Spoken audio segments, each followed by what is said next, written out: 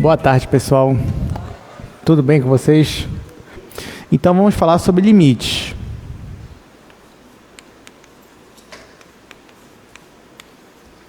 Limites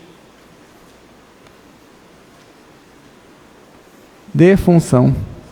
Limites de funções de N variáveis.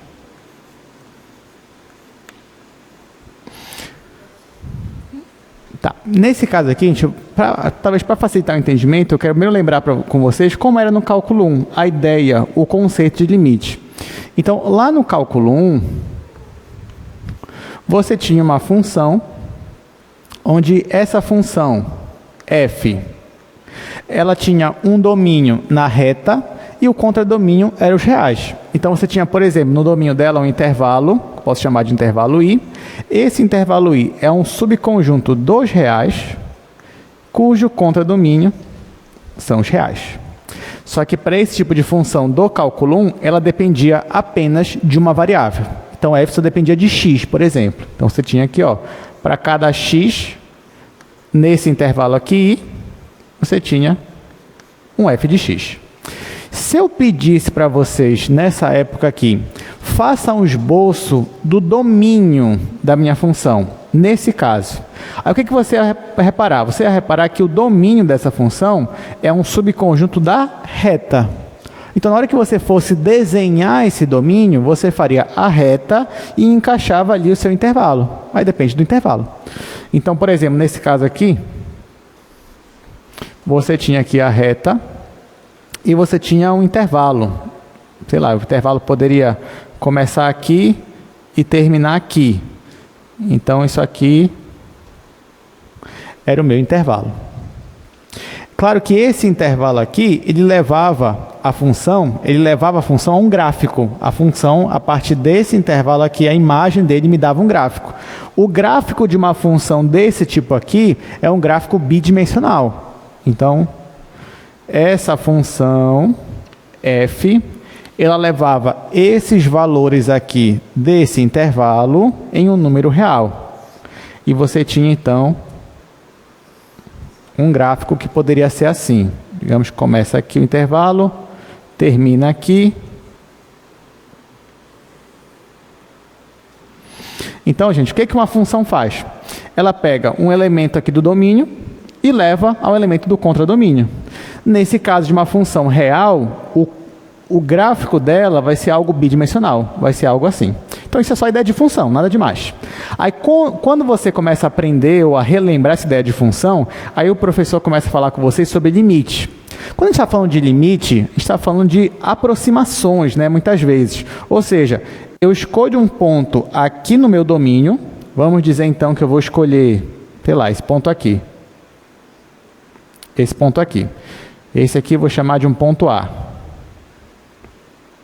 E aí, eu quero saber como é que a função ela se comporta numa vizinhança desse ponto. Quando eu digo vizinhança, assim, como o próprio nome diz, vizinhança é o entorno dele, são aqueles que estão mais próximos dele. Então, quando eu quero calcular limite, eu não calculo limite para todo o meu conjunto, para todo o meu domínio, não. O limite ele é calculado localmente, tá? O limite ele é calculado localmente, ou seja, na redondeza aqui desse ponto, o que acontece com a minha função? Então, perceba que aqui eu tenho que definir o que é uma vizinhança. E no caso do cálculo 1, vizinhança para a gente era o intervalo aberto em torno do ponto. Então, quando você ia calcular limite, você definia aqui o intervalo aberto. Por exemplo, está aqui esse intervalo aberto. Isso daqui era a nossa vizinhança. E você pegava, então, pontos ali dentro dessa vizinhança, cada vez mais próximos do ponto A. E a ideia era perceber o que acontecia no gráfico da minha função ou na imagem da minha função quando eu me aproximava desse valor aqui. Então, digamos que o meu valor ele está bem aqui. Está aqui o meu ponto A. Eu estou pegando pontos numa vizinhança dele. E graficamente eu estou me aproximando de qual valor? Aí eu percebo que aqui, ó, graficamente, eu estou me aproximando cada vez mais desse valor, bem aqui, ó, que vai ter um valor aqui em Y, que eu posso chamar esse valor de L. Quando isso acontecia, ou seja, conforme eu me aproximava cada vez mais do ponto A, aqui no meu gráfico eu também me aproximava de um valor na imagem, então eu dizia que o limite existia. Aí eu escrevia assim, eu escrevia limite de f de x, quando x tende a A, ou seja, x se aproxima de A, mas ele nunca é o valor A, exatamente, mas ele está cada vez mais próximo, e nesse caso aqui o limite existe e é igual a um valor L. É assim que funcionava no cálculo 1. É claro que um aluno que olha para isso aqui atentamente, ele pode levantar a mão e dizer assim, professor, mas qual o sentido de eu calcular esse limite?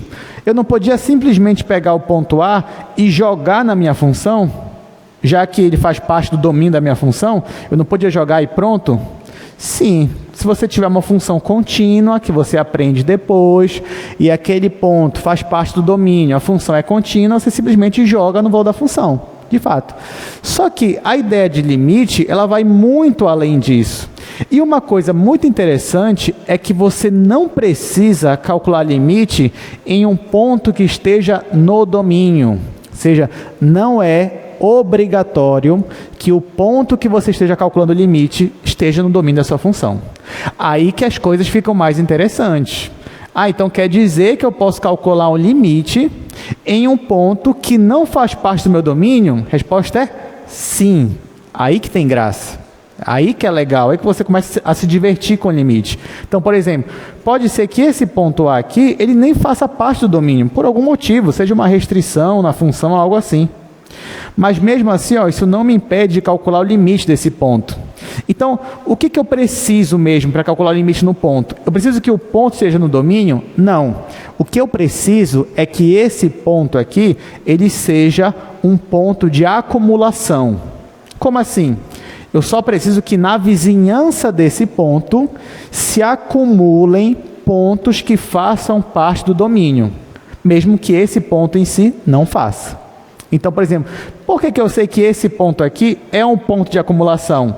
Porque em volta dele eu tenho pontos que fazem parte do domínio, apesar dele mesmo não fazer. Tudo bem, gente? Então, nesse caso, faz sentido eu querer calcular o limite para esse ponto, já que ele é um ponto de acumulação. Aí, tanto que graficamente aqui, ó, por mais que o meu A não esteja no meu domínio, e por mais que isso gere aqui no meu gráfico, aqui essa bolinha aberta, mas ainda assim, ó, isso não me impede de dizer que o limite aqui existe. E o limite aqui é esse valor L. Tudo bem? Então, essa é a ideia de limite. Em cálculo 1.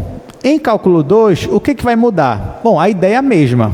O que vai mudar são os conjuntos, como a gente já vem fazendo aqui durante muito tempo. O que vai mudar são os conjuntos. É aí que começa a ficar divertida a situação. Por quê? Vamos imaginar agora, em cálculo 2, e aqui, gente, como eu já comentei anteriormente, em outras aulas, eu vou assumir uma função de duas variáveis. Por quê? Porque é mais fácil eu desenhar e enxergar geometricamente. Mas o que eu falar aqui, a ideia vale para uma função de 3, 4, 10 variáveis e assim por diante. Então, ó, vamos imaginar agora que eu tenho uma função f e que o subconjunto dela esteja no R2.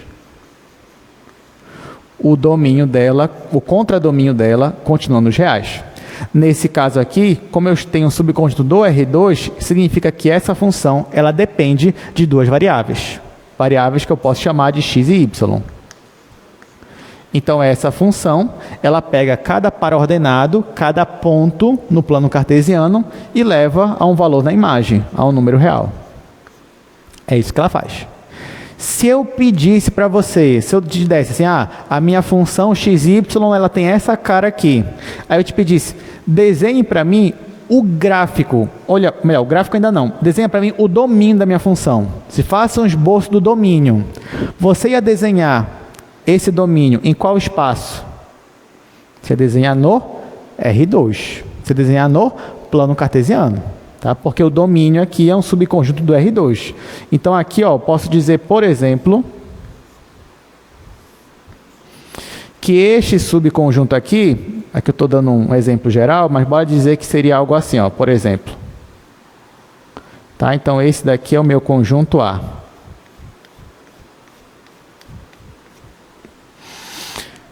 Esse conjunto que vocês estão vendo é o domínio da minha função f. Então eu posso escolher dentro ali desse espaço, eu posso pegar um ponto. Esse ponto pode não fazer parte do domínio, desde que seja um ponto de acumulação. Pode fazer parte ou pode não fazer, desde que seja ponto de acumulação. Então, por exemplo, posso escolher esse ponto aqui e tentar ver o que acontece quando eu chego perto dele. Esse ponto aqui, como eu estou no plano cartesiano agora, ele não vai ter um único valor, um valor A. Não, ele é um ponto, né? Ele tem duas coordenadas. Então, ele vai ter coordenada A em X e B em Y. Então, por exemplo, poderia pegar esse ponto aqui, em X ele é A, em Y ele é B. E eu podia tentar analisar o que acontece quando eu chego cada vez mais perto desse ponto. Ou melhor, o que está acontecendo na vizinhança desse ponto. Só que aí vem a primeira diferença aqui na ideia de limite. Agora, em cálculo 2, nesse caso aqui, a minha vizinhança, ela vai ser um intervalo aberto? O que você acha? Ela é um intervalo aberto? Não. Ela não é mais um intervalo aberto. Porque, ó, se eu pegar pontos próximos, é mais fácil eu enxergar a vizinhança como sendo algo assim, né? Ou seja, eu quero pegar o entorno desse ponto aqui. Então, seria algo assim, como se fosse um disco, por exemplo. E aí eu começo a escolher pontos aqui dentro desse disco que eu escolhi, com exceção desse ponto AB. Tá? Eu pego pontos próximos dele, mas não ele. Então, isso agora é uma vizinhança. Se eu tivesse no R3, se eu tivesse uma função de 3 variáveis, x, y e z, como é que seria a minha vizinhança, gente? Seria como se fosse uma esfera, né? Só que a parte de dentro dela. Então perceba que não importa o seu espaço, Rn, R1, R2, R3, R4, assim por diante, a nossa vizinhança, ela nada mais é do que uma bola aberta. Lembra, na primeira semana de aula, eu defini com vocês o que é uma bola aberta. Então, se você reparar, agora, você pode enxergar uma bola aberta como sendo a vizinhança de um ponto. Tá? Porque a gente vai usar esse conceito para definir essas vizinhanças. Aí tá. Então, está aqui o meu conjunto, escolhi o meu ponto para analisar, escolhi uma vizinhança aqui em torno dele e peguei pontos próximos dele. A minha pergunta é, o que acontece com a imagem da minha função? Como é que no gráfico isso está se comportando? Só que nesse caso aqui, o meu gráfico agora ele é tridimensional. Então, vamos imaginar que essa função f, ela leva a um gráfico que seja, sei lá, assim. Vamos desenhar um gráfico aqui agora. Vamos desenhar... Pode desenhar uma superfície. Então, vamos dizer que uma função, ela tem um gráfico assim. Esse é o gráfico da minha função. Só que esse gráfico ele tem um domínio, que está aqui embaixo. Ó. Porque lembra que aqui é o plano XY. E o plano XY, ele aparece bem aqui, ó, XY. Então, se eu fosse olhar o domínio dessa função, ele está aqui embaixo agora. Ó. Então, se eu fosse projetar o domínio, eu ia ter isso daqui, ó. Tá? Então, esse conjunto que vocês estão vendo aqui embaixo é o meu conjunto A, que é o conjunto que aparece bem aqui. Então, isso aqui olhando apenas para o domínio e aqui olhando para o gráfico da minha função. Então, o que eu fiz? Eu escolhi um ponto que seja ponto de acumulação para essa função. Aí eu escolhi um ponto mais ou menos por aqui, que seria um ponto aqui, mais ou menos. Tá? Escolhi esse ponto. Aí a minha pergunta é, quando eu pego pontos próximos dele, o que acontece aqui em cima, ó, no gráfico da minha função? Será que aqui no gráfico da minha função eu estou me aproximando de algum valor real? Essa é a pergunta. Então vamos dizer que bem aqui, ó, quando eu pego pontos próximos desse ponto, aqui no gráfico eu estou me aproximando de um ponto bem aqui. Tá? Ou seja, ó, porque eu pego pontos próximos, quer dizer que eu estou aqui, ó. Só que eu chego cada vez mais próximo desse valor aqui. E esse valor aqui é um valor real. Vamos dizer que é um valor... Esse valor aqui que eu vou chamar de valor L. Então, ó, a ideia é a mesma. Eu tinha o domínio, eu escolhi um ponto de acumulação, analisei a vizinhança desse ponto, fui jogando valores e tentando observar o que acontece na imagem da minha função ou no gráfico da minha função. Se na imagem e no gráfico eu esteja me aproximando de um valor real aqui, L, é porque eu posso dizer que o limite ele existe. Aí como é que eu escrevo isso? Eu escrevo assim. Eu escrevo que o limite dessa função f, que depende de x e y, quando eu me aproximo desse ponto aqui, que é o ponto AB, ou seja, quando x e y tende a AB, isso daqui é igual a ele. É assim que eu escrevo. Então, gente, assim, isso aqui tudo, eu fiz essa comparação para você perceber que não tem tanta diferença das ideias. O que mais difere é nos conjuntos. Mas uma vez que você entendeu perfeitamente o limite do cálculo 1, você não vai ter dificuldade para entender o limite do cálculo 2. Alguém tem alguma pergunta que foi realizada aqui? Tudo certinho?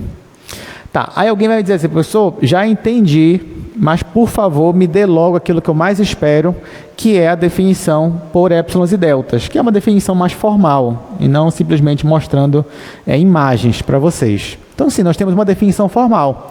Então, dizer que esse limite existe aqui, formalmente falando, significa o seguinte, ó. Vou escrever aqui do lado. Aliás, dá para escrever aqui mesmo. Ó, isso aqui significa, gente, que dado epsilon positivo, ou seja, você pode escolher qualquer valor positivo, que sempre vai existir, dado epsilon positivo, existe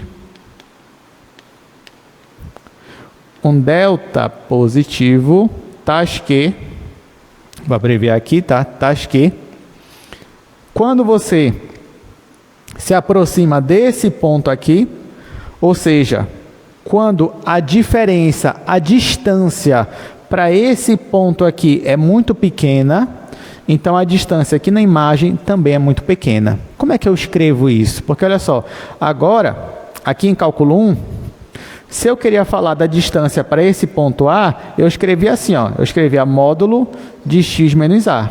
Isso que é a distância de um ponto para o ponto A, aqui na reta. Só que agora não é mais na reta, né? Não tem mais isso aqui. Agora eu estou aqui, ó, no plano. Como é que eu digo assim, que eu tenho uma distância para um ponto AB? Eu uso a norma. Então eu escrevo assim, ó, norma do xy menos AB. Então isso aqui quer dizer que é a minha distância para esse ponto AB. Então é isso que eu vou escrever. Então, dado epsilon positivo, existe delta positivo, tal que, quando essa distância dessa norma é pequena ou menor que delta e maior que zero, tá? Isso aqui é importante, porque o maior que zero significa que esse valor nunca vai chegar a ser o ponto exatamente. Então, essa desigualdade, ela vai implicar que f de xy menos L é menor que epsilon. Perceba que f de xy é um valor real, por isso que eu posso colocar só mesmo em forma de módulo, não preciso colocar em forma de norma. Então, formalmente falando, dizer que o limite existe é dizer isso daqui. Para qualquer epsilon positivo, vai existir um delta positivo, tal que quando eu chego muito próximo desse ponto AB, ou seja, pelo menos quando a distância é menor que esse delta, significa que a distância de f de xy para L é menor que epsilon. Então, a partir de agora, você já pode calcular qualquer limite. Como? Usando definição, épsilons e deltas. Claro que assim que a gente vai fazer aqui, infelizmente não. A maioria das vezes a gente não vai calcular assim, mas pelo menos uma vez a gente vai usar épsilons e deltas. Isso ainda hoje. Mas, antes de eu continuar, fazer exercício, bora aqui para o nosso slide. Então, estamos aqui na aula 11 e chegamos na parte de limite de funções.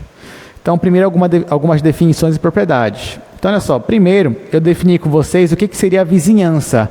Para dizer o que é uma vizinhança, eu usei a definição de bola aberta. Então, quando eu falo assim, são pontos próximos daquele, então estou falando de um conjunto que é assim, um conjunto que ele é uma bola aberta, cujo centro é o ponto onde eu estou analisando o meu limite.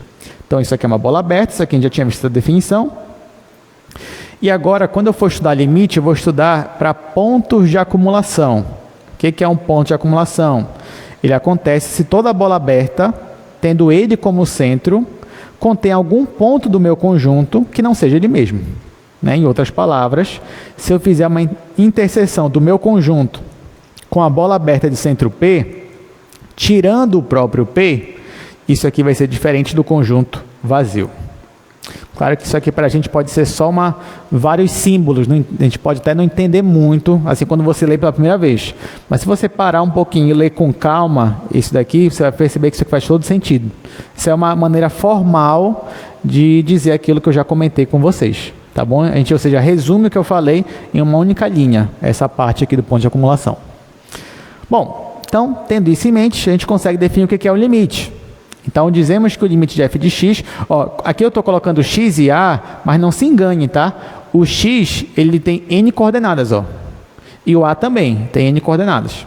Então, eu digo que o limite de f de x, quando x tende a a, é um número real se acontece o quê? Se à medida que o x se aproxima de a imagem f de x se aproxima de L. Simbolicamente, nós escrevemos assim. Claro que, pela definição formal, eu posso escrever assim. Então, esse limite ele existe se para todo epsilon positivo existir um delta positivo, tal que quando a distância de x para a é menor que delta, isso implica que a distância de f de x para L é menor que epsilon. Bom, eu sei que isso daqui vocês já viram muito em cálculo 1, epsilons e deltas. Creio que o professor Emerson já até resolveu alguns exemplos com vocês sobre isso. Então, aqui em cálculo 2, por mais que vocês gostem muito de epsilons e deltas, mas a gente vai resolver só um exemplo, só um. E depois a gente vai resolver de outro jeito os limites, tá bom? Então, pelo menos um, né? Tá aqui, exercício 1. Mostre que esse limite aí é igual a 10.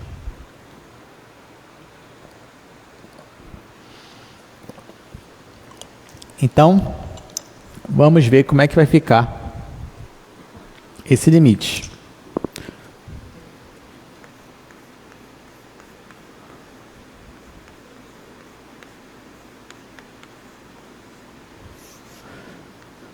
Primeiro exercício, limite 4x mais 3y,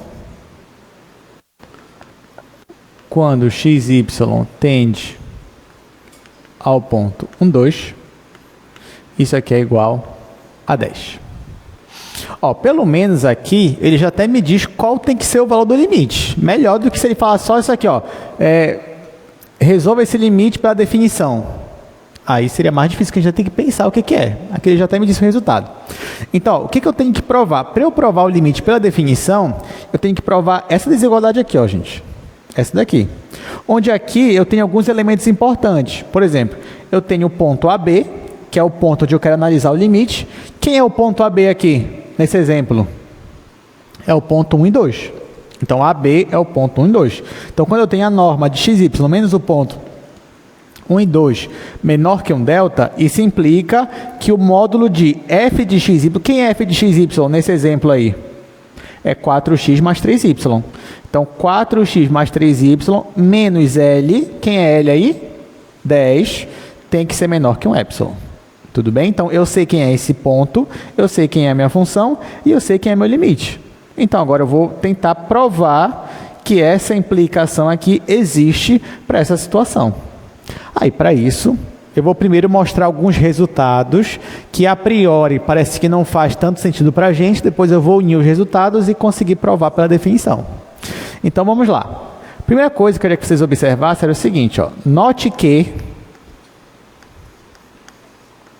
quando a gente está aprendendo matemática pura, ainda mais para um aluno que não é de matemática, é de engenharia, aí ele já passou pelo cálculo 1, então essa expressão aqui chega a dar até um nervosismo nele, né? Porque note que normalmente quando você vai demonstrar alguma coisa, aí você vai colocar uma coisa assim que a priori era impossível de você enxergar, mas depois faz sentido, depois vocês começam a gostar desses resultados. Então, note o seguinte, gente, vocês concordam comigo que o módulo de x menos 1, ele é igual a raiz quadrada de x menos 1 ao quadrado? Tudo certo, né? E além disso, isso daqui é menor ou igual, aí eu vou colocar uma outra raiz aqui, vou repetir o x menos 1 ao quadrado, só que agora eu vou somar com alguém que é não negativo, e eu vou somar com y menos 2 ao quadrado. Ok? Né? Então, isso aqui, vocês concordam comigo? Tá certo? Tá, o mesmo raciocínio se aplicaria para y módulo de y menos 2, que é igual a raiz de y menos 2 ao quadrado, que é menor ou igual que essa mesma raiz que eu coloquei aqui em cima, que é x menos 1 ao quadrado mais y menos 2 ao quadrado. Tá, mas o que isso interessa? Gente, quem é essa raiz quadrada aqui? Essa raiz quadrada que vocês estão vendo nada mais é do que a norma do ponto xy menos 1 e 2. Então, ó, essa raiz que vocês estão vendo nada mais é do que a norma de xy menos o ponto 1 e 2. Então, vale aqui em cima e vale aqui embaixo. Tá? Essa norma é a norma que aparece aqui, ó, do lado esquerdo da minha implicação. Está aqui. Então, ó, perceba que se essa norma que vocês estão vendo for menor que delta, olha só, se essa norma for menor que delta, está aqui, se essa norma for menor que delta, a primeira coisa que eu provo de cara é que se a norma é menor que delta, então esse módulo aqui que vocês estão vendo, ó, também é menor que delta. Esse módulo aqui também é menor que delta, sim ou não? Sim, né? Então, ó, eu já consegui pelo menos provar que se isso aqui é verdade, então esses dois módulos aqui também vão ser menores do que delta. Então, uma coisa já provei. Mas o que isso vai me ajudar? Calma, guarda essas informações na sua mente, depois tudo vai fazer sentido. Tá? Então, pelo menos perceba isso daí. Então, com isso, eu tenho que, se a norma de xy menos 1 e 2 for menor que epsilon, isso já implica, pelo menos, que o módulo de x menos 1 também é menor que epsilon, e o módulo de y menos 2 também é menor que epsilon. Pronto. Então, essa é a nossa primeira informação. Além disso, agora eu vou começar a tentar organizar essa segunda parte aqui da minha implicação. Já organizei essa, agora eu quero organizar essa daqui. Então, o que eu vou fazer? Eu vou pegar a minha função, subtrair de L, vou montar esse módulo e vou tentar desenvolver a partir dele. Então, escreva assim. Além disso, temos que, se eu fizer aqui, ó, um módulo de f de x, quem é f de x? É a minha função 4x mais 3y. Se eu fizer f de x menos L, quem é L? É 10. E começar a trabalhar com esse módulo aqui, olha o que vai acontecer. Isso aqui é a mesma coisa que módulo de 4x menos 4 mais 3y menos 6.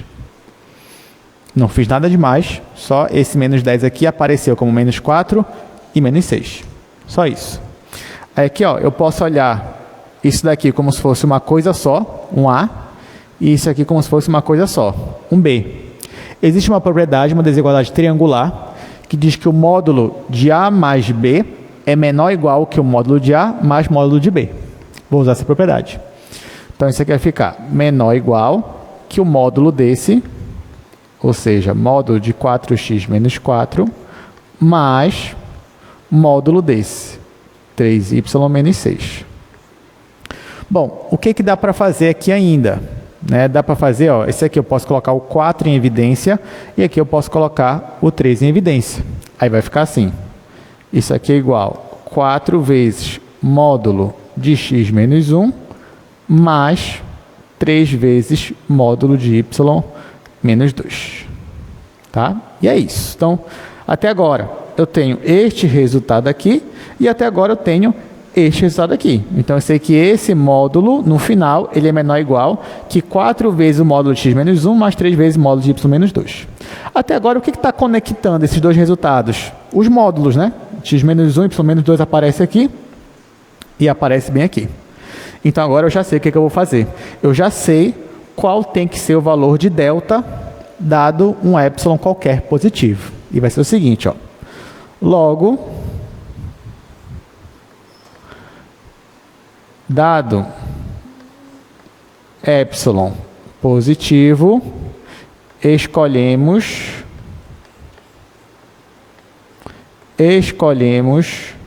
o delta como sendo epsilon sobre 7. Pois, então, ó, eu observei aqui, por esses resultados, que se alguém escolher qualquer epsilon positivo, basta eu pegar um delta como sendo esse epsilon sobre 7. Então, se alguém disser que o epsilon vale 7, eu vou escolher um delta como sendo 1. Se alguém pegar o epsilon como sendo 14, eu vou escolher o delta como sendo 2. Se alguém escolher o epsilon como sendo 1, eu vou escolher o delta como sendo 1 sobre 7. E assim por diante. Por que essa é a solução? Porque, olha só, se isso aqui acontece, se eu escolher isso aqui para delta, então vai ter isso daqui, ó.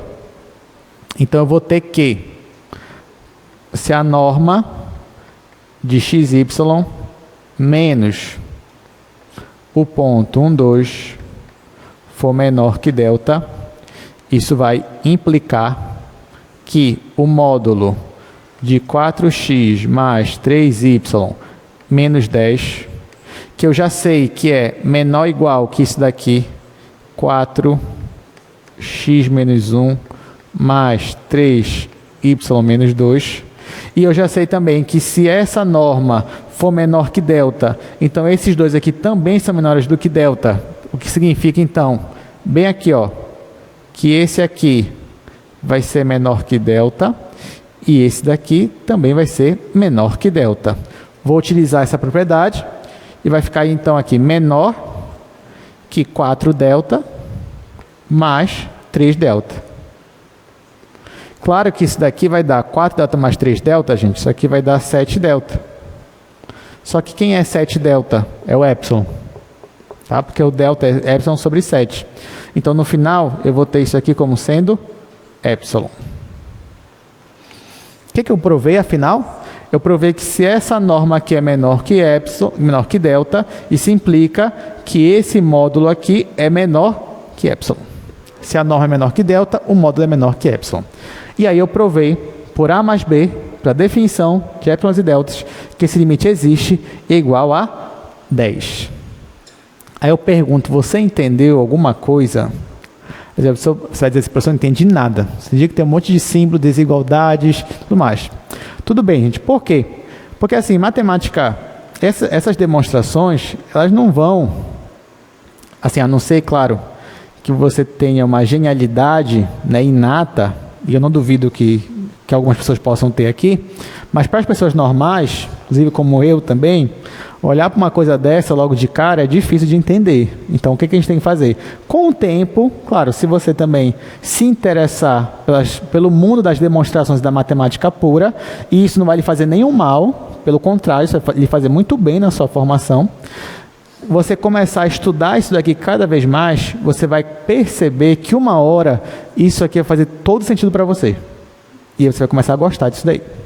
Mas assim, em cálculo 2, assim, com muita dor no coração, a gente não vai fazer nada assim. A gente não vai resolver os problemas assim. Ao invés disso, a gente vai usar algumas propriedades, ou seja, resultados. E eu não vou nem demonstrar os resultados, já vou assumir como verdade. A gente só vai usá-los aqui para resolver limites. Tudo bem? Então, Então, me desculpem, mas vocês não vão precisar fazer isso aqui na prova, tá? Me desculpe, felizmente não vai ser dessa vez. Quem sabe um dia a gente não cobra essas coisas aqui em prova, mas por enquanto vai ser propriedades. Então, ó, vamos voltar aqui para o slide, porque como eu disse, usando epsilons e deltas vocês podem resolver qualquer limite, mas como a gente não quer resolver por epsilons e deltas, até porque, dependendo da questão, pode dar um trabalho enorme para a gente. Imagina uma função exponencial, imagina uma função trigonométrica, imagina uma função ali que mistura as duas coisas, ia dar muito trabalho. Tá? Então, ao invés disso, vamos aqui para o slide e vamos analisar algumas propriedades. Então, olha só, primeira, se a tua função ela é uma constante, então o limite da constante é a própria constante. Faz sentido, né? Segunda propriedade, se a tua função, olha só, é uma função de várias variáveis, mas no final ela pega essas várias variáveis e leva a uma só delas, como se fosse uma projeção, então o limite de f de x vai ser o limite só dessa variável, xi, que nesse caso vai ser igual a i. Se eu não entendi, calma, deixa eu te dar um exemplo aqui, mas isso aí é bem fácil.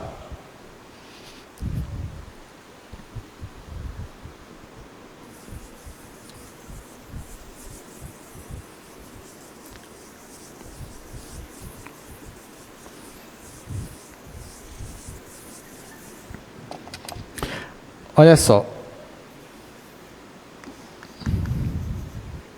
limite, imagina que você tem isso aqui, imagina que a tua função f de x, y, z é igual a y. Então olha só, imagina que você tem uma função, vamos para cá rapidinho, imagina que você tem uma função f de x, y, só que essa função é igual a y, é como se ela tivesse projetando cada ponto exatamente no valor y. Nesse caso, qual vai ser o limite dela? Então, se eu fosse querer calcular limite de f de x, y, quando x, y, z, quando x, y, z estiver tendendo a um ponto, sei lá, 3, 5 e 2, como é que você vai calcular esse limite aqui? Pela propriedade, esse limite vai ser igual ao limite. Ora, a minha função ela é só y, então vou colocar aqui só y. Como é só y, eu só vou usar a tendência do y. Então vai ficar y tendendo a 5. Aí nesse caso vai dar 5. Tá? Então é isso o que diz a nossa propriedade. Deu para entender, gente? Tá, então vamos continuar aqui outras propriedades. Terceira propriedade. Aqui, se você vai calcular o limite de uma constante vezes uma função, você pode pegar a constante e tirar do limite. Tudo bem? Essa é a propriedade. Quarta, limite da soma é a soma dos limites. Quinta, o produto do limite, ou melhor, limite do produto é o produto dos limites.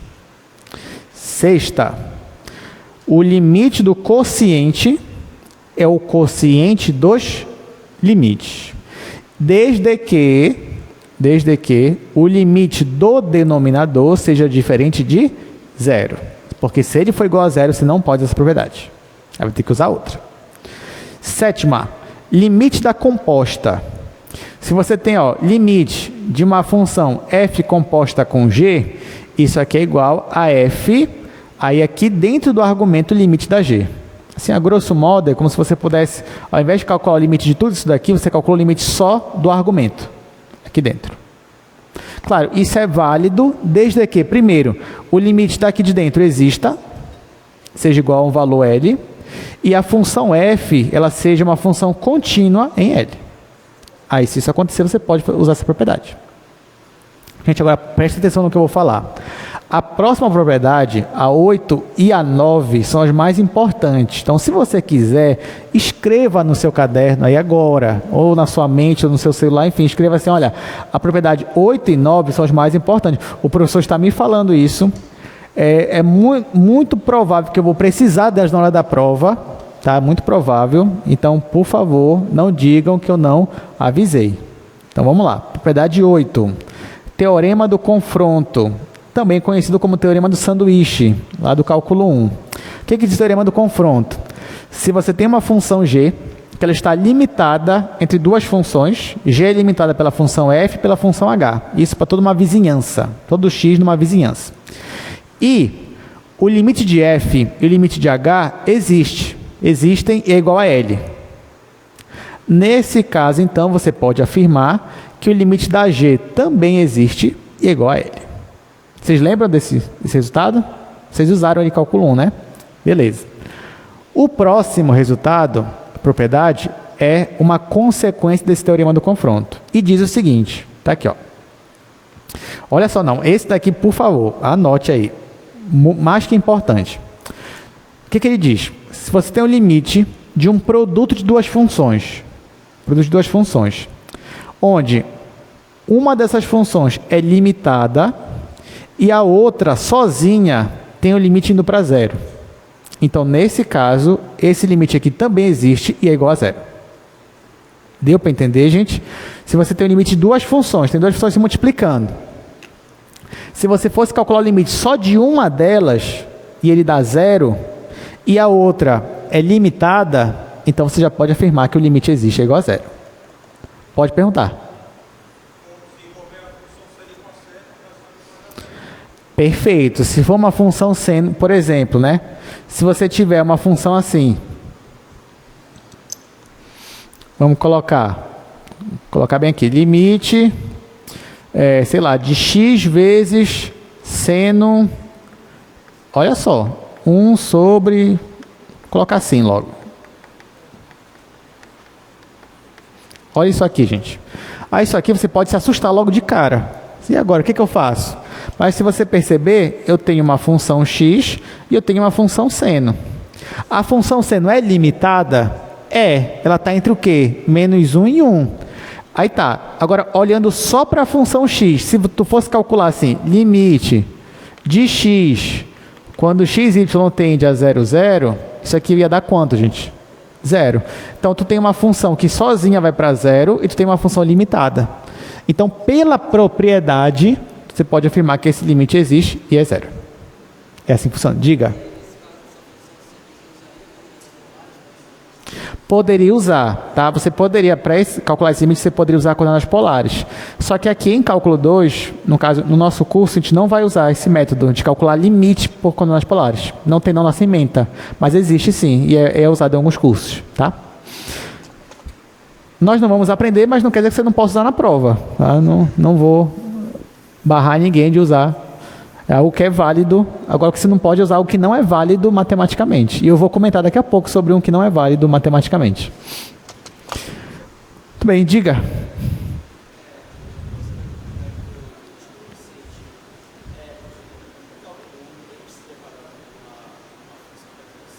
Sim.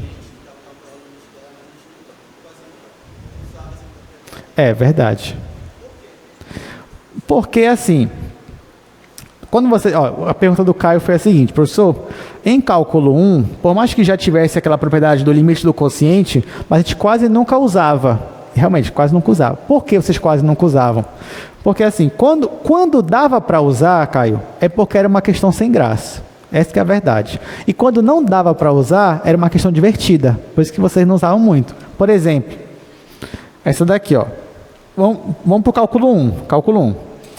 Limite de x² menos 2 sobre x mais 1, quando x tende a raiz de 2, por exemplo. Vou colocar 2, né? Não vamos avacalhar. 2. Tá aqui.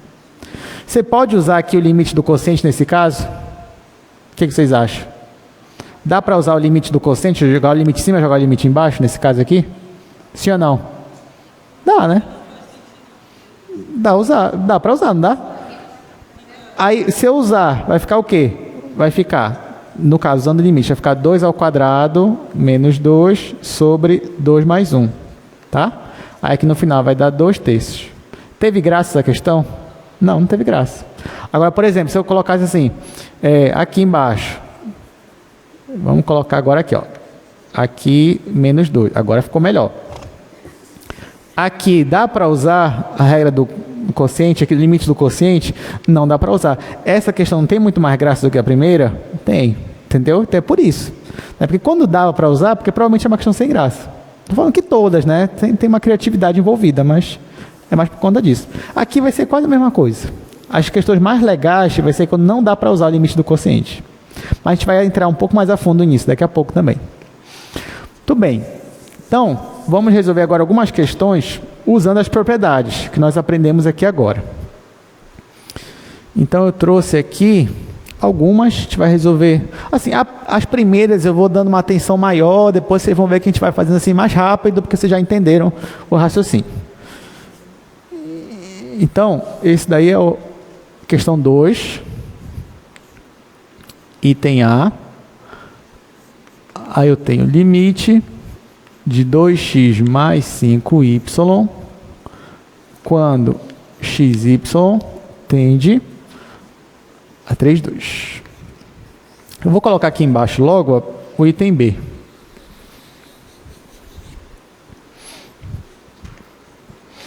No item B eu tenho limite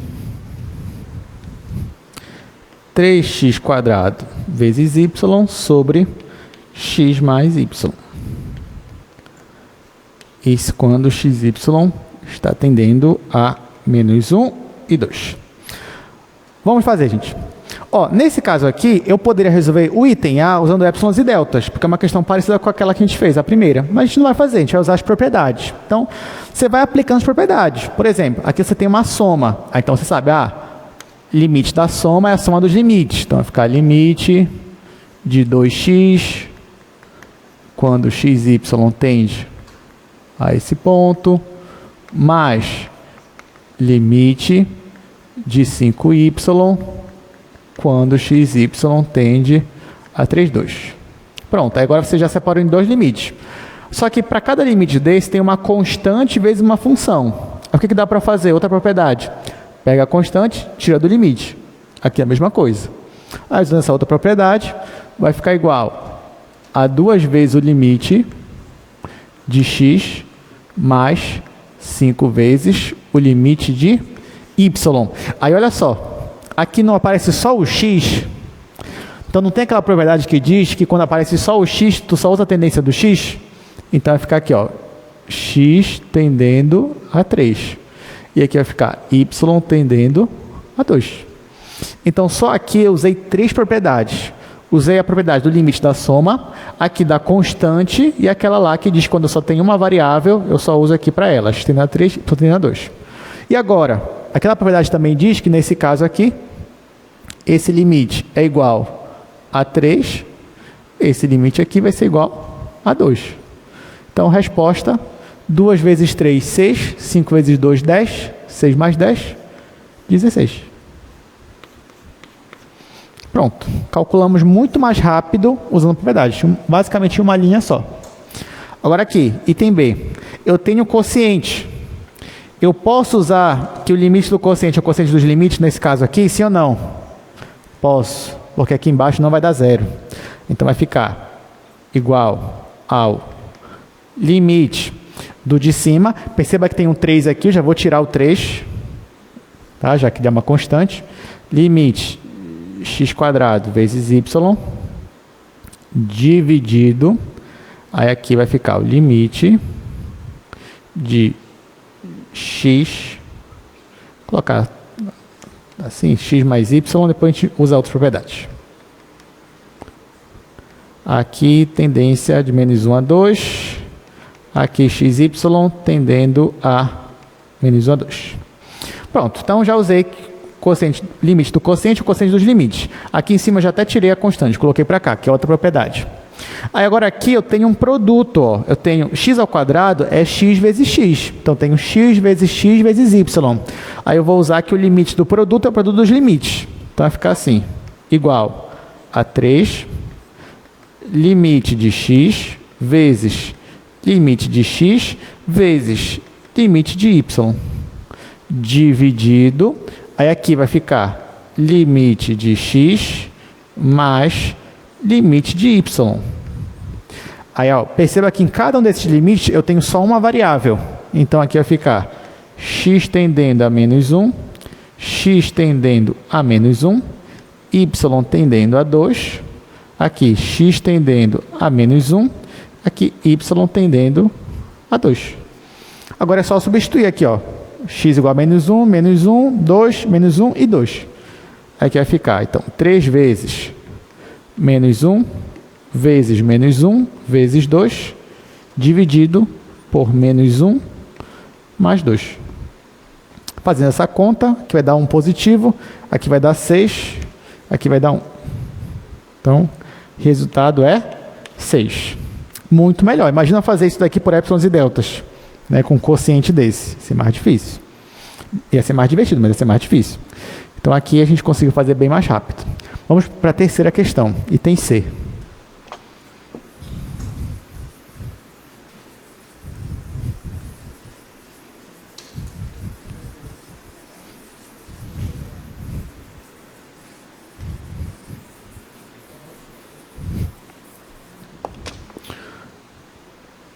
Item C, eu tenho limite do cosseno de 2x mais y ao quadrado. Aqui, ó, xy está tendendo ao ponto π0. Gente, nessa situação aqui, ó, o que está acontecendo? Eu tenho um cosseno. Aí, se você reparar, a gente não tem nenhuma propriedade que tenha a ver com alguma função trigonométrica. Mas nós temos uma propriedade que tem a ver com uma função composta. Então, eu vou tentar escrever essa função que aparece no limite como sendo uma função composta. Aí, para isso, eu vou chamar todo mundo que está aqui dentro do cosseno, ó, de uma função f. Então, isso aqui vai ser uma função f de x e y. Ó, vou chamar todo mundo que está aqui dentro de uma função f. Então, vai ficar f de xy igual a 2x mais y ao quadrado. E a função cosseno, ela vai ser para mim uma função real. Então, por exemplo, vou escrever assim. Vou escrever que eu tenho uma função g que depende só de uma variável t e ela é igual ao cosseno de t. Ó, então, eu defini duas funções aqui. Defini a função f como sendo que está aqui dentro do argumento e uma função g que é uma função cosseno. Para eu chegar de volta nessa função aqui, basta eu fazer uma composição. Eu faço g bola f, ou seja, g de f de xy. Note que isso aqui vai fazer sentido, sabe por quê? Porque a imagem de uma função dessa daqui é um número real. Então, se é um número real, eu consigo jogar no domínio dessa função aqui. Consigo jogar no argumento dela. Aí, o que eu faço para fazer essa composta? Bom, quem é a minha função g? É a função cosseno. Então, vai ficar cosseno, só que no lugar do t, eu vou colocar a minha função f de xy. E quem é a função f de xy? É isso daqui. Então, vai ficar 2x mais y ao quadrado. Então, note que eu posso olhar essa função toda como sendo uma função composta. Aí tá. Agora, o que eu quero? Eu quero que o limite ele saia daqui e apareça aqui dentro do argumento. Eu posso fazer isso? Aí eu tenho que ver. Primeira pergunta que eu faço. Se eu fosse jogar o limite só aqui para dentro, só para a função f, esse limite ia existir? Se eu fosse querer calcular só o limite dessa função aqui, o que vocês acham? Ele ia existir, porque eu ia usar as propriedades que a gente usou anteriormente. Tá, então esse limite existe. Segunda pergunta. Essa função g aqui, que é a função cosseno, ela é uma função contínua? Sim ou não? É.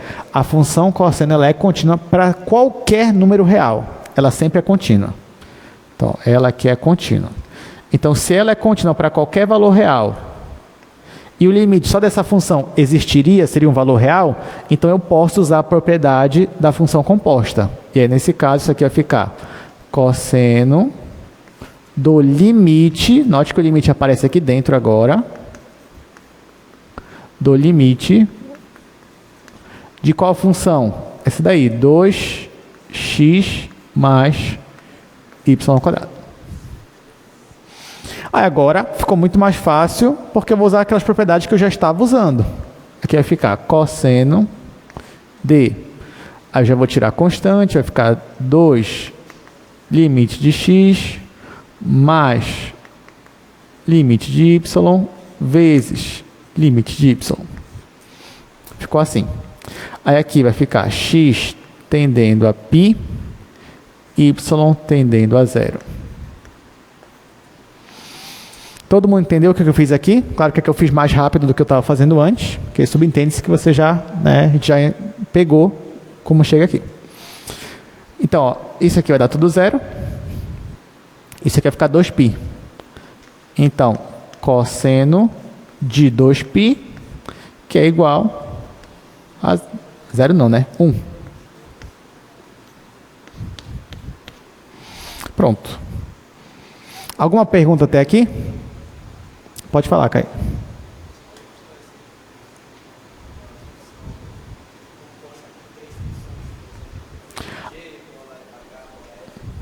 Posso. Eu poderia fazer assim, ó. O Caio quer um exemplo de uma função que é uma composta de 3 funções. Por exemplo, daqui, eu poderia definir uma função h, sei lá, h de u. H de u é e elevado a u. Bem? Aí eu poderia fazer a composta de h com g com f. Como é que seria isso? Seria algo assim, ó. Seria h, no lugar de h eu colocaria g de f de xy. Tá? Então como é que seria? Isso aqui ficaria... Quem é a minha função h? E elevado a u. Então vai ficar e elevado a g de f de xy. Só quem é g de f de xy? É essa função aqui. Então ficaria e elevado a cosseno de 2x mais y ao quadrado. Um exemplo. Aí eu poderia brincar, fazer 4 funções, 5 e assim por diante. E é isso, mas foi uma boa pergunta. Gostei.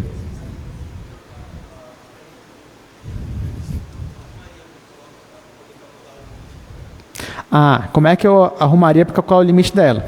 Aí depende, porque na verdade, assim, aqui eu quero calcular o limite de uma função que eu posso enxergar como se fosse uma composta, né? Aí eu poderia, talvez, se eu te pedisse assim, calcula o limite disso daqui, né? Aí eu tentaria fazer nesse passo a passo, tentaria enxergar o que está aqui dentro como uma única função, depois a função cosseno como uma outra função, a função aí como uma outra função, tentar fazer as composições e chegar ali. Né? Basicamente isso. Né? A gente tem que, dependendo da função que eu tiver, a ideia é tentar pegar o mínimo de funções possível, enxergar a minha função aqui total como uma composta delas para usá-la na minha propriedade. Essa que é a ideia. Tá, agora, gente, olha só, olha o próximo passo aqui. Vamos resolver agora mais 2 questões, exercício 3. E aí vocês vão perceber que vai ficando cada vez mais legal. Olha esse daí.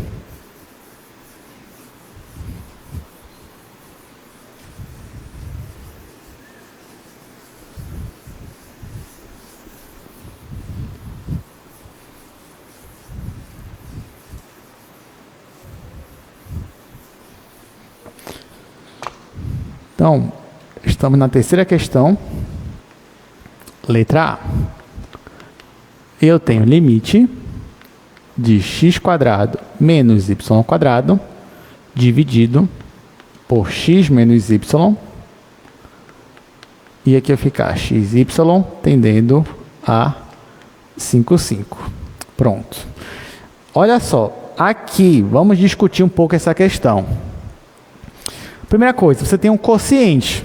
Então, a primeira coisa que você vai pensar é: limite do quociente é o quociente dos limites, desde que o denominador não seja 0. Nesse caso, o denominador, se eu fosse calcular esse limite para ele, ia dar 0, sim ou não? Sim, ia dar 0. Então, você já não pode usar essa propriedade. Nesse caso aqui, se você reparar, ia dar uma indeterminação, porque está dando uma determinação do tipo 0 sobre 0. Nessa situação, se você lembrar do cálculo 1, você vai lembrar que quando você era aluno de cálculo 1, quando você tinha um limite que dava 0 sobre 0, a primeira coisa que você fazia era o quê? L'Hopital. Primeira coisa que você fazer. Aqui nós temos alguns problemas. Assim, primeiro problema, nós não definimos ainda o que é uma derivada para funções desse tipo aqui. Não definimos. Segundo problema, mesmo que a gente já estivesse definindo derivada, você não poderia usar L'Hopital. Ah, professor, por quê? Porque a gente não vai aprender isso? Não, é porque não tem L'Hopital. Por favor, coloque na sua cabeça, não tem L'Hopital. Assim, para dizer que não tem, se você pesquisar muito a fundo alguns artigos científicos, você já consegue encontrar, né, uma ou outra versão de L'Hopital para funções desse tipo. Mas cuidado, são versões que ainda não são palpáveis para a gente aqui hoje e são versões também cuja proposição, ou seja, cujas hipóteses podem ser hipóteses muito, digamos, específicas. Tá? Enfim, resumindo, você não vai usar L'Hopital aqui, que não temos ainda. Tá? Então, se não tem L'Hopital, você vai precisar resgatar outras coisas que você aprendeu no cálculo 1. Porque assim, no cálculo 1 você não começa usando L'Hopital. Você começava como? Com fatorações. Não é assim que você fazia? Era isso. Então, as fatorações ainda são muito bem-vindas aqui em cálculo 2. Você pode e sempre que possível deve usá-las. Então, nós vamos fatorar. Na verdade, gente, lá no cálculo 1, você tinha isso aqui, ó. Por exemplo, x² menos 4 sobre x menos 2. Aí, o que você fazia lá? Aí você lembrava que isso daqui era igual o quê? Me ajudem aí. Isso aqui é o quê? Isso é x menos 2 vezes x mais 2 sobre x menos 2. Aí você simplificava, né? E isso aqui dava igual a x mais 2. Eu vou te perguntar agora. Essa função aqui é a mesma dessa? Sim ou não? Não é. Por que não é a mesma função? Por causa do domínio. Duas funções só são iguais se o domínio delas e o contradomínio e a lei de associação, né, for iguais. Nesse caso aqui, ó, o domínio não é o mesmo. Por quê? Qual é o domínio dessa daqui? Todos os reais. E dessa daqui? Todos os reais menos 2. Porém, eu posso afirmar pelo menos que essas funções são iguais para todo x diferente de 2. Isso eu posso fazer. Então, na hora que eu for querer calcular, por exemplo, o limite quando x tende a 2 dessa função aqui, x tende a 2 quer dizer que o x é igual a 2? Não. Então, significa que calcular o limite dessa função é a mesma coisa que calcular o limite para essa função. Essa função, eu sei calcular o limite? Sei. Vai dar quanto? 4. Então, vai ser o mesmo dessa. Só que, claro, que isso aqui era uma propriedade, ou seja, é algo provado, não é algo assim da nossa cabeça, não, foi algo provado. Em cálculo 2, você ainda pode fazer isso. Tá? Então, se você vê que dá para fatorar, simplificar, até chegar numa função que você consiga calcular o limite dela, então aquele limite é válido. Você consegue calcular o limite para a sua função inicial. Então, é isso que a gente vai tentar fazer agora. Então, nesse caso aqui, gente, o que você faria? Isso, a gente fatorava aqui em cima, quadrado da diferença. Ou a diferença dos quadrados, né? Vai ficar limite, aqui, x menos y vezes x mais y, dividido por x menos y, quando xy tende a esse ponto. Aí daqui, ó, você podia simplificar e ficava só x mais y. Eu consigo calcular o limite disso? Consigo. Isso aqui vai ser limite de x, quando x tende a 5, mais limite de y, quando y tende a 5. Isso aqui vai dar 10. Todo mundo entendeu essa passagem que a gente fez, fatoração? Agora, olha só, preste atenção, porque essa daqui é o primeiro limite, pelo menos dos que a gente viu até agora, é o primeiro limite que deu uma determinação do tipo 0 sobre 0. E digo mais, esse ponto aqui faz parte do domínio da minha função? O ponto 5, 5 faz parte do domínio da minha função, sim ou não? Você tem que perguntar, qual é o domínio dessa função? É importante saber, né? Então, isso aqui é uma boa questão de prova. Excelente questão de prova. Se eu falar assim, olha, Gente, primeira coisa, tá vendo essa função aqui? Faça um esboço do domínio dela. Vamos lá. Como é que você vai saber qual é o domínio? Isso aqui é fácil. Tem uma fração, então o denominador não pode ser 0. Ou seja, x menos y tem que ser diferente de 0.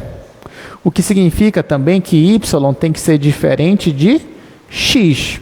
Como é que você representa isso daqui geometricamente? Primeiro, você vai fazer o plano cartesiano, porque você sabe que o domínio, nesse caso, está no plano cartesiano.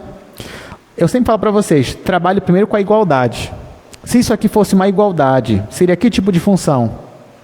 Uma reta crescente cortando a origem, isso aqui é a função identidade.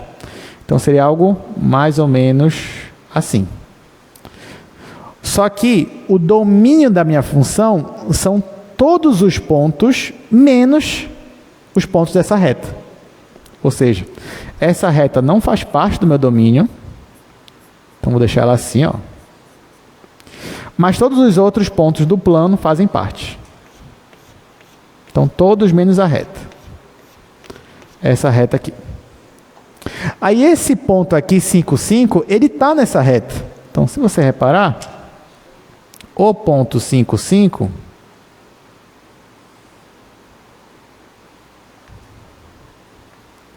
seria um ponto bem aqui, ó. Ou seja, esse ponto bem aqui, ele não faz parte do meu domínio, mas ele não deixa de ser um ponto de acumulação para a minha função, porque em volta dele eu tenho pontos que fazem parte do meu domínio.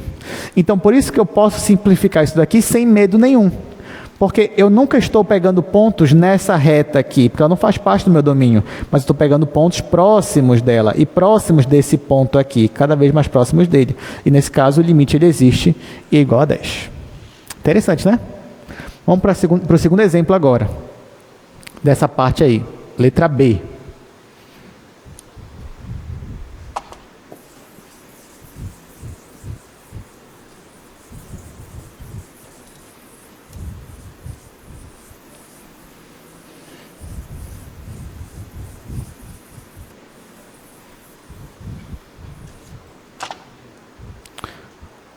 Letra B.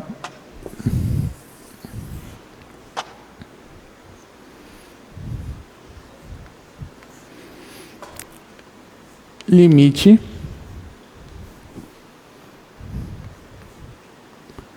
x² mais y² dividido pela raiz de x² mais y² mais 1 menos 1 quando xy tende a 0, 0. Bom, gente, vamos resolver isso daqui agora. Primeiro ponto. Se a gente fosse tentar calcular o limite direto, ou pelo menos usar a propriedade do limite do quociente, isso daqui ia funcionar? Não. Por quê? Quanto é que está dando o limite aqui embaixo? 0 também. Aliás, a primeira pergunta que eu posso fazer aqui seria: qual é o domínio desta função aqui? Como é que você ia saber? Você tem que olhar algumas restrições. Aqui tem duas restrições. A primeira é a fração. O denominador não pode ser 0, mas eu também tenho uma raiz quadrada aqui. Dentro da raiz quadrada não pode ser valor negativo. Só que aí eu te pergunto, nessa situação aqui, o valor ele pode ser negativo? Aqui dentro da raiz quadrada, o que vocês acham? É possível que dentro dessa raiz seja negativo, dessa raiz aqui? O que vocês acham? Quer ver? Eu vou escrever ela aqui embaixo. Ó. É possível que dentro dessa raiz aqui, x² mais y² mais 1, tenha algum valor negativo aqui dentro? Não é possível. Por quê, gente? Porque aqui eu tenho x². Então aqui sempre vai ser não negativo. E aqui também. Então dentro dessa raiz sempre vai ter valores positivos, porque tenho mais 1. Então, pelo menos com essa restrição, não preciso me preocupar. Mas com a outra, sim. Qual é a outra? Que essa raiz, menos 1, tem que ser diferente de 0. Ou seja, em outras palavras, essa raiz, x² mais y² mais 1, tem que ser diferente de 1. Aqui. Nessa situação, gente, existe a possibilidade disso aqui ser igual a 1? O que vocês acham? Existe. Quando? Quando x foi igual a 0 e quando y foi igual a 0. Tem uma outra possibilidade para isso? Não. Então, o único ponto que não faz parte do meu domínio é a origem. Tá? Então, aqui, ó, o x e y, eles não podem ser a origem. Então, se eu pedisse para você, desenhe o gráfico desse meu domínio, o que você vai fazer? Você vai colocar aqui uma bola aberta na origem e seria todo mundo menos você aqui, ó, menos a origem. Aí sabe o que é mais interessante? O mais interessante é que de todos os pontos que tem no plano cartesiano, eu quero calcular o limite justamente naquele que não faz parte do meu domínio, mas que é um ponto de acumulação. Será que vai ser possível de calcular o limite? Bora ver. Bora ver se esse limite vai existir. Então, ó, vamos ver se o limite existe para a origem. Como eu falei, vocês não podem usar L'Hopital, mas vocês podem usar aquilo do cálculo 1 que vocês aprenderam. Outras estratégias. Tem a fatoração, tem a questão, ó, que é que eu tenho uma raiz quadrada. O que você fazia lá no cálculo 1? Você lembra que você multiplicava em cima e embaixo pela raiz mais esse valor? Você lembra disso? Por quê? Na verdade, você está fazendo o inverso, né? Porque antes, você tinha aqui. Você quer que apareça a menos b vezes a mais b. Aí quer que isso aqui se transforme em a ao quadrado menos b quadrado. Ou seja, é o contrário do que a gente fez anteriormente. Então, aqui, ó, eu tenho uma raiz menos 1. Aí eu vou multiplicar em cima e embaixo pela raiz mais 1. Para que eu use essa propriedade aqui, essa igualdade. E aí, então, vou multiplicar em cima e embaixo pela raiz quadrada.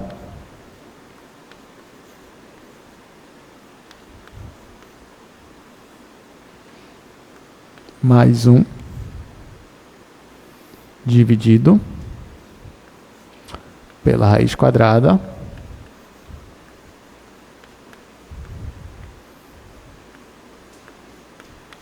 pronto, só multipliquei em cima e embaixo, não alterei em nada a minha fração.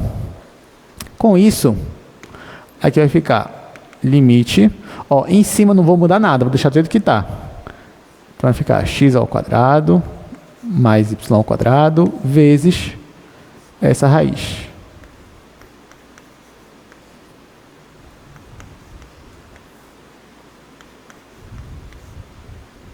Dividido. Agora aqui embaixo, ó, eu tenho raiz menos 1 vezes raiz mais 1. Vai ficar o quadrado da raiz, aí a raiz vai sumir. Então vai ficar só x quadrado mais y ao quadrado mais 1, menos o quadrado de 1. 1 ao quadrado. Isso quando x e y está tendendo a 0, 0. Aí nesse caso aqui, gente, 1 ao quadrado ainda é 1, né? Então, posso simplificar. Esse simplifica com esse. Aí, bora ver o que sobrou aqui.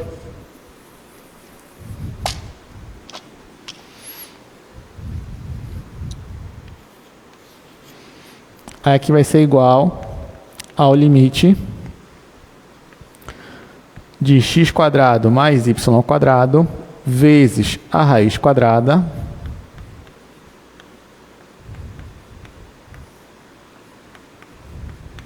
dividido, aí aqui só sobrou x quadrado mais y ao quadrado.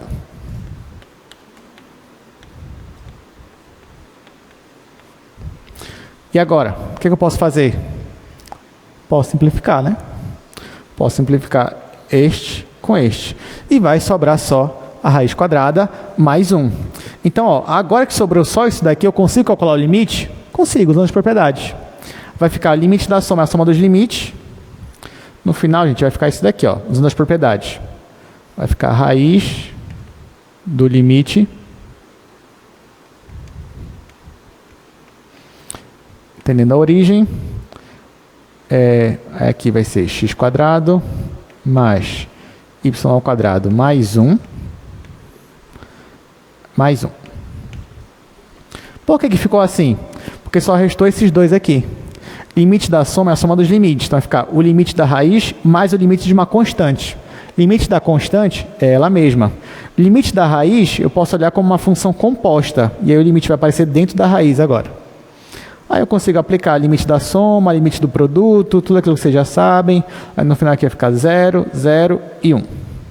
Então isso aqui vai ser raiz de 1 mais 1, que é igual a 2.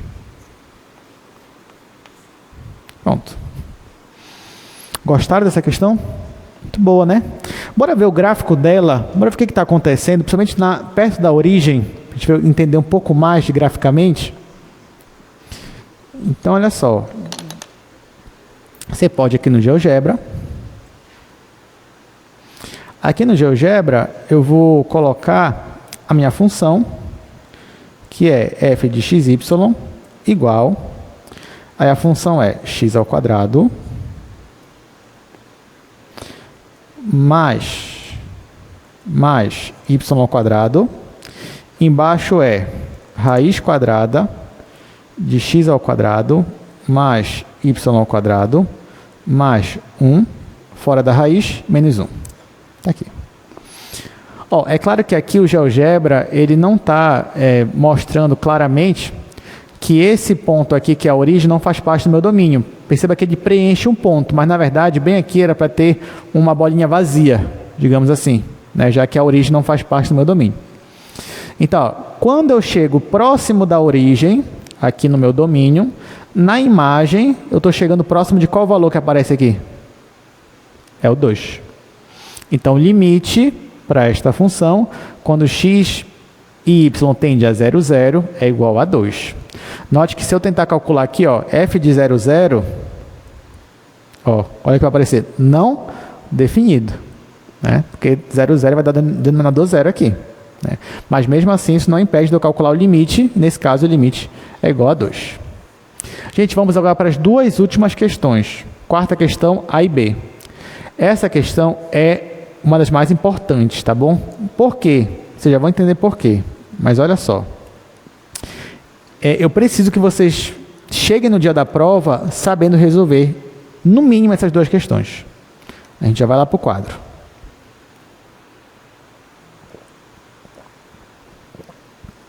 A gente vai encerrar a aula com essas questões, A e B.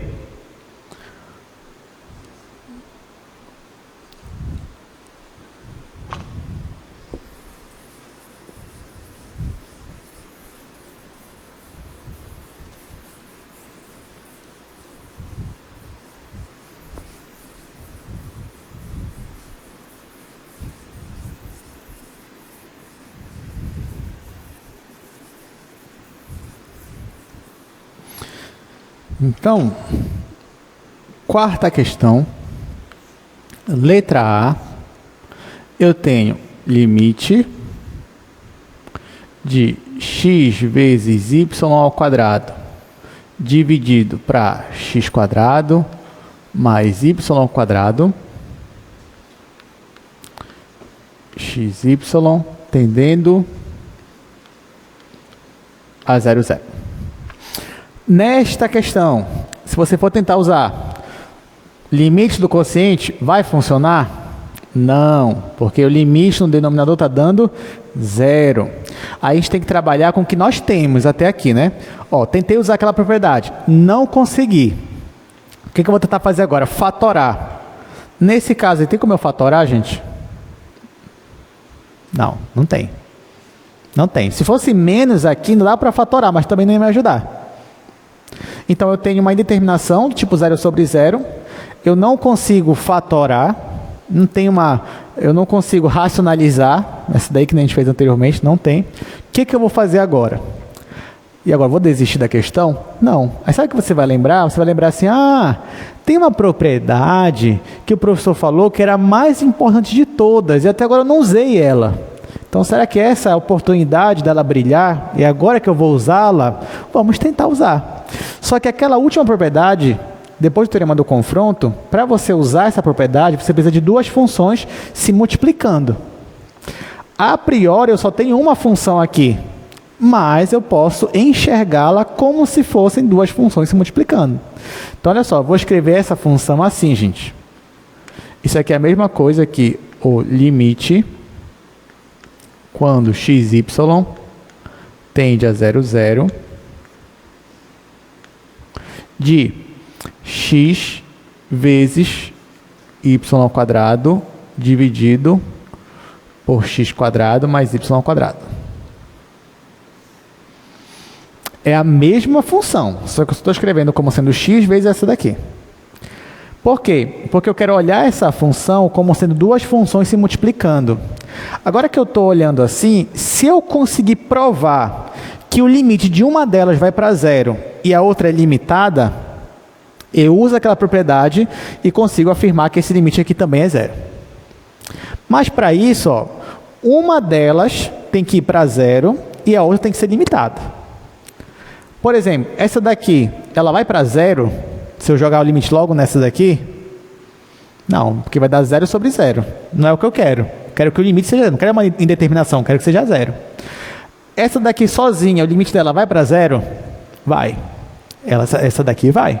Então, ó, pelo menos eu já tenho que o limite só da minha função x, só dela, ele é 0. Tá? Para essa, quando o x tende à origem. Isso aqui é 0. Ok. Agora, qual é a minha última esperança, então? Ora, essa função aqui está indo para 0 o limite dela. Então, para eu conseguir resolver esse limite, eu tenho que provar que essa função aqui é o quê? Limitada. Se eu conseguir provar que ela é limitada, acabou a questão. Consigo resolver a questão. Uma dica. Toda vez que você quiser provar que uma função racional, uma função que tem uma fração, é limitada, você pode tentar provar que o numerador é menor ou igual que o denominador. Estou falando que sempre você vai fazer isso, mas é uma dica, é um norte, é um pontapé inicial. Então, por exemplo, será que esse numerador é menor ou igual que esse denominador aqui, gente? Sim ou não? Nesse caso é. Por quê? Porque ó, em cima eu tenho y². E embaixo eu tenho y² também, só que mais x².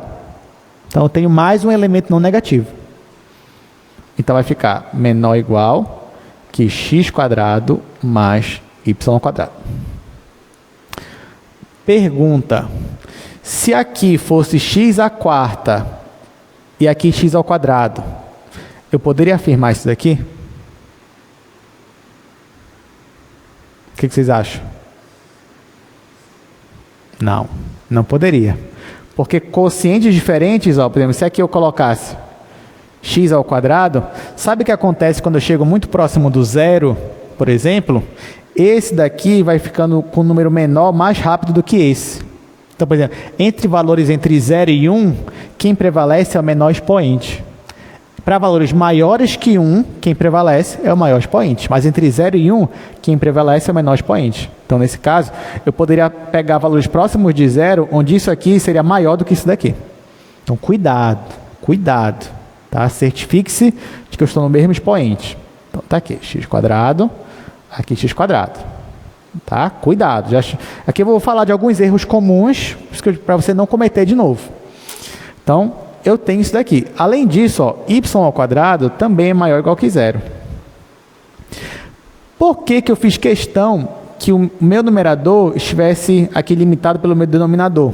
Porque agora o que eu vou fazer? Eu vou dividir todo mundo pelo denominador. Eu vou dividir todo mundo pelo denominador. Isso aqui não vai mudar a minha desigualdade, porque esse valor aqui é positivo. E ele não vai ser 0. Por quê? Porque eu estou tendendo a 0, mas não sou 0. Então, isso aqui é válido. Aí vai ficar 0 dividido para isso daqui. Vai ser 0. Menor ou igual. Aí vai ficar y² dividido por isso daqui. x² mais y². Menor ou igual. Se eu dividir esse por ele mesmo, vai dar 1.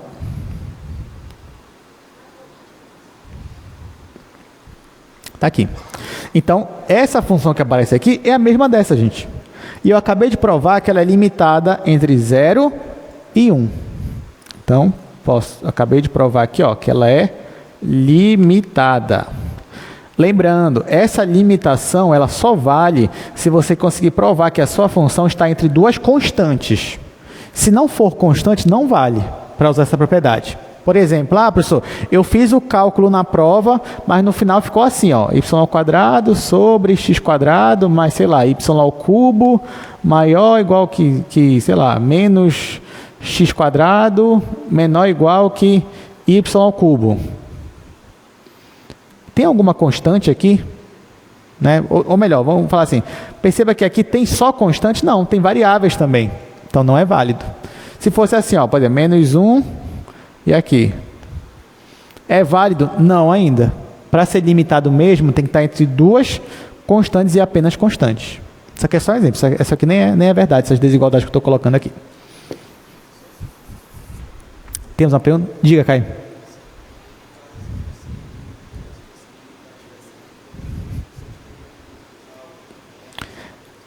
Teria como usar? Teria, poderia ser também. Ó, o Caio está falando assim, professor, mas se tiver limitado entre duas funções e eu conseguir provar que essas funções, o limite existe, aí eu consigo dizer que a do meio também existe? Sim, é como você falou, o teorema do confronto, o teorema do sanduíche, é válido também.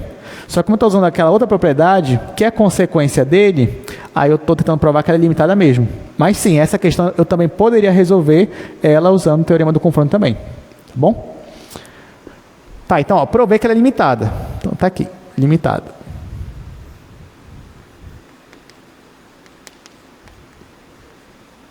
Só que no final, Caio, para eu usando o teorema do confronto, de qualquer forma, eu ia ter que provar essa limitação aqui. Aí depois, sabe o que eu ia fazer? Multiplicar por x, todo mundo aqui. Aí ia ficar 0 e aqui ia ficar x. Aí o limite aqui é 0 e o limite aqui para x é 0. Então isso aqui ia ser 0. É isso que eu teria que fazer. Então, se eu fosse querer usar isso aqui pelo teorema do confronto, eu primeiro provaria essa limitação aqui, depois eu multiplicaria todo mundo por x. Aqui ficaria 0, aqui ficaria x vezes isso daqui, que é essa função, e aqui ficaria só x. Aí o limite desse aqui é 0, e o limite desse aqui é 0. Aí, então o limite desse ia ser 0 também. Tá? Então perceba que é a mesma ideia. Né? Por isso que um é a consequência do outro. Tá, então, ó, provei que um vai para 0, outro é limitada, então esse limite existe e também é igual a 0. E é esse raciocínio que a gente vai usar quando a gente quer usar aquela propriedade, quando a gente suspeita que dá para usar aquela propriedade de uma função. Bora para a última questão de hoje, que é o item B desse exercício aí.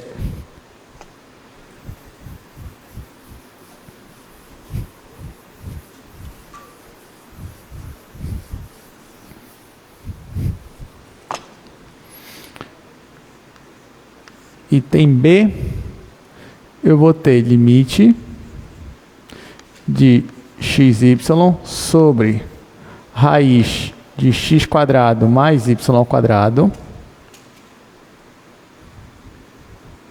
quando xy tende a 0, 0. Olha, nesse caso, de novo, dá para usar o limite do quociente? Não, porque o denominador está indo para 0. O que eu faço então? Dá para fatorar alguma coisa aqui? Também não. Então, eu vou tentar usar aquela propriedade.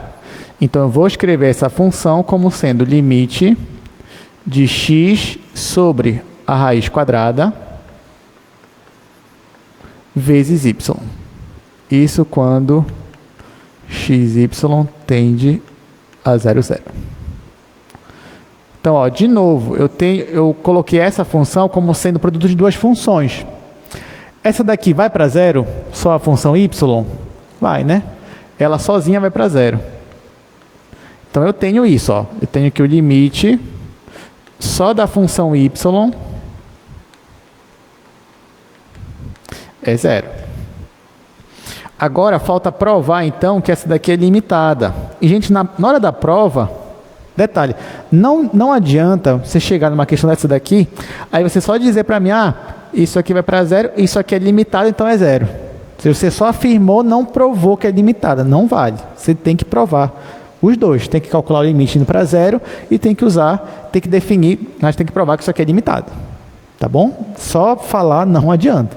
Então, vamos lá. Então, Então aqui, como é que eu provo? Olha, nesse caso, eu vou começar com o módulo de x. Ah, professor, como é que eu ia saber que é o módulo de x? Gente, é o que eu sempre falo para vocês. Exercício, a prática, experiência. Aí você vai olhar e já vai entender. Ah, isso daqui dá para começar usando o módulo. Então, olha só. Se eu usar o módulo de x, eu sei que módulo de x é a mesma coisa que a raiz quadrada de x quadrado. Que raiz quadrada de x quadrado é menor ou igual que o quê? Que a raiz quadrada de x quadrado mais y ao quadrado. Agora, cuidado. Daqui alguém poderia falar assim, ah, professor, já sei então. Então, módulo de x é menor ou igual que a raiz, que é essa raiz que o senhor colocou. Isso aqui é maior ou igual que zero. Divido todo mundo pela raiz, aí vai ficar módulo de x sobre a raiz menor ou igual que 1. Provei a limitação. Não, parabéns, você provou mesmo a limitação. Mas para essa função aqui, essa função é a mesma dessa? Não. Qual é a diferença? Aqui em cima, né? Aqui eu tenho x e aqui eu tenho módulo de x. Então não é a mesma função. Não é. Então aqui você estaria errando de novo. Ah, professor, mas como é que eu faço para me livrar desse módulo então? É aí que está. Você tem que lembrar lá do cálculo 1. Lembra, por exemplo, quando você falava assim, que o módulo de x era menor ou igual a alguma coisa aqui, c. Isso aqui é a mesma coisa que dizer que x é menor ou igual que c e maior ou igual que menos c. Era assim que funcionava. Eu vou usar isso agora. Então, isso daqui significa que o x é menor ou igual que a minha raiz e maior ou igual que menos a raiz. Agora sim, o que é que eu faço? Vou dividir todo mundo pela raiz.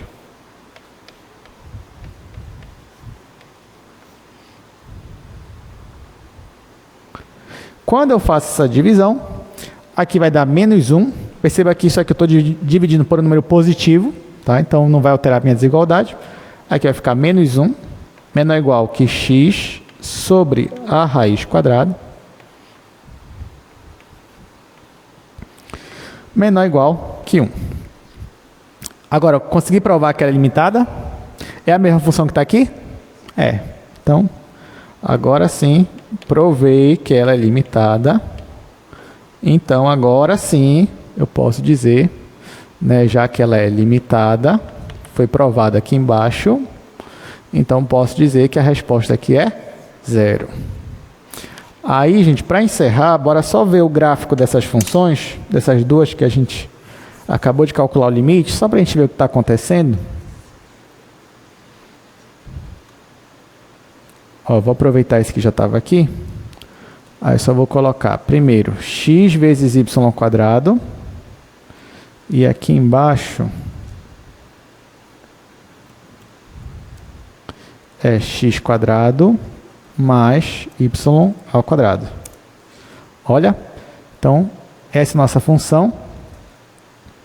Perceba ó, o que está acontecendo aqui, ó, quando eu me aproximo da minha origem, a minha imagem ela está indo para 0. Tá? Isso que está acontecendo. Isso para essa função. Bora ver a outra agora. Aqui eu tenho xy, e embaixo eu tenho raiz quadrada de x quadrado mais y ao quadrado. Ó, tá aqui a função. Perceba, mesmo que na origem não faça parte do meu domínio, mas ainda assim eu percebo que para pontos próximos da origem, a minha função, a imagem dela está indo para 0. Alguma pergunta até aqui, gente?